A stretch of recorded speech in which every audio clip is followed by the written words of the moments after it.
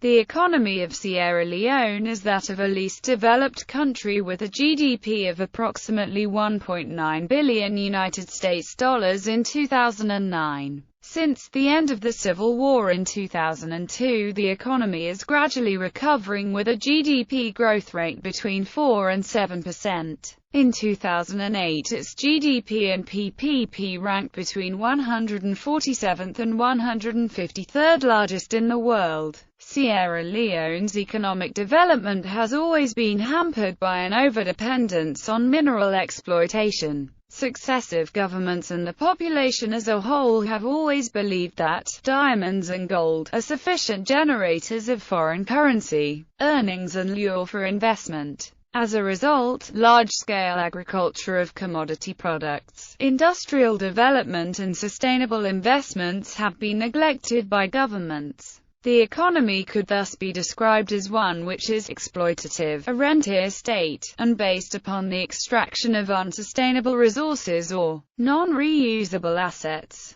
Two-thirds of the population of Sierra Leone are directly involved in subsistence agriculture. Agriculture accounted for 58% national gross domestic product in 2007. Economic history. This is a chart of trend of gross domestic product of Sierra Leone at market prices estimated by the International Monetary Fund and Econstats with figures in millions of Sierra Leones. Current GDP per capita of Sierra Leone grew 32% in the 1960s, reaching a peak growth of 107% in the 1970s. But this proved unsustainable and it consequently shrank by 52% in the 1980s and a further 10% in the 1990s. The mean wage was 32 cents per hour in 2009. Economic sectors. Agriculture. Two-thirds of the population of Sierra Leone are directly involved in subsistence agriculture. Agriculture accounted for 58% national gross domestic product in 2007. Agriculture is the largest employer with 80% of the population working in the sector. Rice is the most important staple crop in Sierra Leone, with 85% of farmers cultivating rice during the rainy season and an annual consumption of 76 kilograms per person. Mining. Rich in minerals, Sierra Leone has relied on the mining sector in general, and diamonds in particular, for its economic base. In the 1970s and early 1980s, economic growth rate slowed because of a decline in the mining sector, financially disadvantageous exchange rates and government budget deficits led to sizable balance of payments deficits and inflation. Certain policy responses to external factors as well as implementations of aged projects and maintenance have led to a general decline in economic activity and a serious degradation of economic infrastructures. Sierra Leone's short-term prospects depend upon continued adherence to International Monetary Fund programs and continued external assistance. Telecommunications Radio is the most popular and most trusted media source in Sierra Leone, with 72% of people in the country listening to the radio daily. Sierra Leone is home to one government-owned national radio station and roughly 24 private radio stations, as well as one government-owned and one private TV station. Telephone and telegraph services are marginal, but improving. Internet usage is low, reaching just 1.3% of the population in 2012, but improving with growth in 3G mobile cellular data services and the mid-2011 arrival of the ACE International fiber optic cable system in Freetown. Tourism. According to the International Labour Organization, approximately 8,000 Sierra Leoneans are employed in the tourism industry, with a growing number of jobs expected to be created in the future. The main entrance point is Freetown International Airport, where transport to and from has been problematic. The main attractions for tourists in Sierra Leone are the beaches, nature reserves and the mountains. Transport. Because of widespread poverty, high petroleum prices and a large portion of the population residing in small communities, walking is often the preferred method of transportation in Sierra Leone.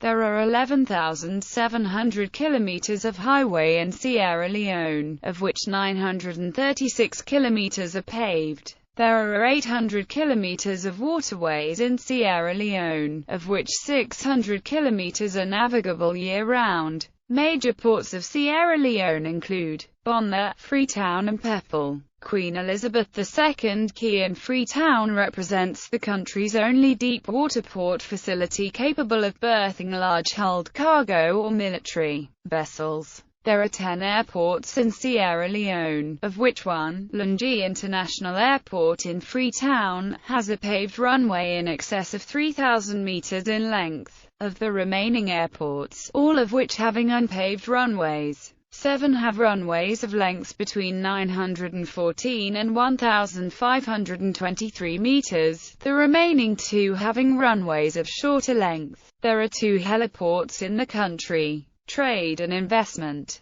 Mineral exports remain Sierra Leone's principal foreign exchange earner. Sierra Leone is a major producer of gem-quality diamonds. Though rich in this resource, the country has historically struggled to manage its exploitation and export. Annual production estimates range between $70 to $250 million.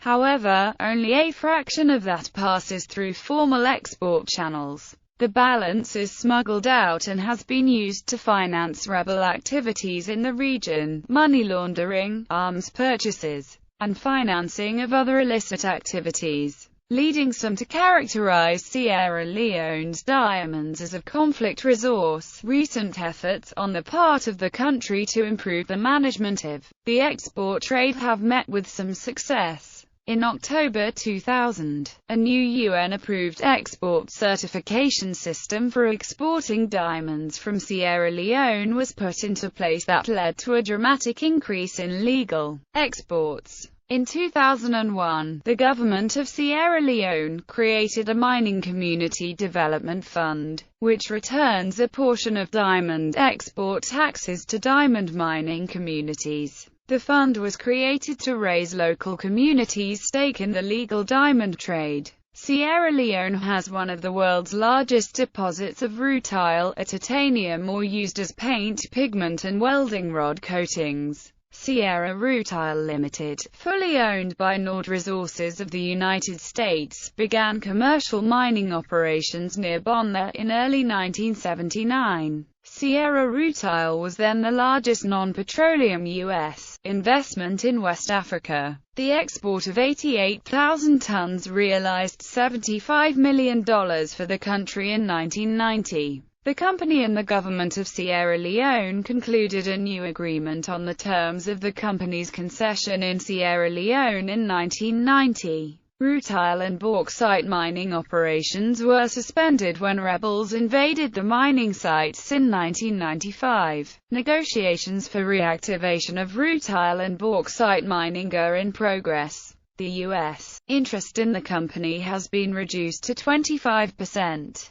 Since independence, the government of Sierra Leone has encouraged foreign investment. Although the business climate suffers from uncertainty and a shortage of foreign exchange because of civil conflicts, investors are protected by an agreement that allows for arbitration under the 1965 World Bank Convention. Legislation provides for transfer of interest, dividends, and capital. Currency and central bank. The currency is the Leone. The central bank of the country is the Bank of Sierra Leone, which is in the capital, Freetown. The country operates a floating exchange rate system, and foreign currencies can be exchanged at any of the commercial banks, recognized foreign exchange bureau, and most hotels. Credit card use is limited in Sierra Leone, though they may be used at some hotels and restaurants. There are a few internationally linked automated teller machines that accept Visa cards in Freetown operated by ProCredit Bank. Membership of international economic bodies.